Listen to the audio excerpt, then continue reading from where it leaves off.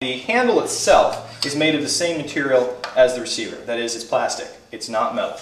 The bolts that connect the handle to the rail of the gun are metal, and as with other M4 designs, it actually comes off pretty easily.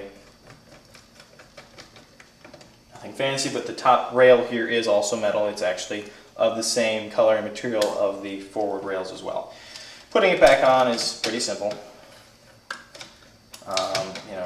If you've ever seen or used any kind of M4 airsoft gun, you're going to be familiar with this. The rear sights themselves are plastic, but the hardware to adjust it is actually metal. This is a complaint we had with this model. Maybe it was just our model. That's entirely possible. I'm going to show you the sight here so you can see what I'm talking about. But with our particular version, the sight had to be adjusted all the way to the left. And even then, our shots were just a tad bit to the right of the front post sight. Now, we don't consider this to be a fatal flaw. It's something that can be fixed. We're actually planning on bending the barrel ever so slightly later on as we work on this. This is going to be a project gun of ours. But this is something that was lacking from the factory. So that is one con working against it.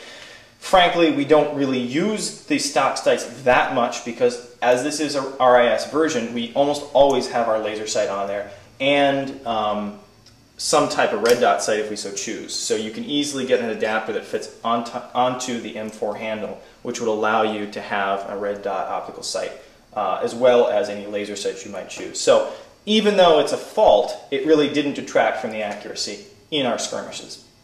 As with many airsoft guns in this price range, the forward assist button it doesn't function. It serves no actual purpose other than to look pretty and give you something to push. The charging handle is metal and works perfectly. In fact, even though technically you could call it a malfunction, one nice thing that we found is that the spring on the charging handle is actually kind of weak. So if you don't let it slap forward, you can see that there is plenty of space for you to adjust your hop up without having to hold the charging handle back. Anyone who's used an M4 airsoft gun knows that it can be a little bit of a pain to adjust sometimes. So we actually like this. It might technically be a flaw, but who knows? They chose to use a weak spring, so it might be something they had factored in. The ejection port cover is metal, and so is the button for the magazine release. The trigger itself is also metal, and of course you have your pins which keep the gun together. One nice thing about the TSD is that they went the extra mile, and they actually installed Allen screws to keep the bolts in place. Now, anyone who's taken down an M4 knows, at least the low-priced versions, knows that all you have to do is pop the pin out. Not true. In this particular situation, you've got to make sure your Allen screw is pulled off first, then you can pop the pin through to the other side. This we thought was a really smart idea. This shows TSD is using their heads when it comes to ordering, guns and in terms of the models and specifications that they're requiring.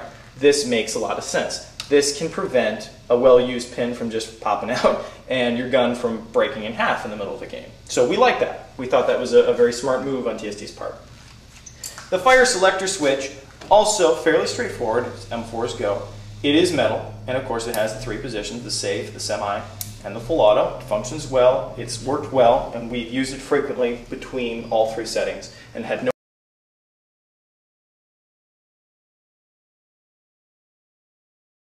In conclusion, we found the TSD M4 RIS model to be a very competent and very attractive offering.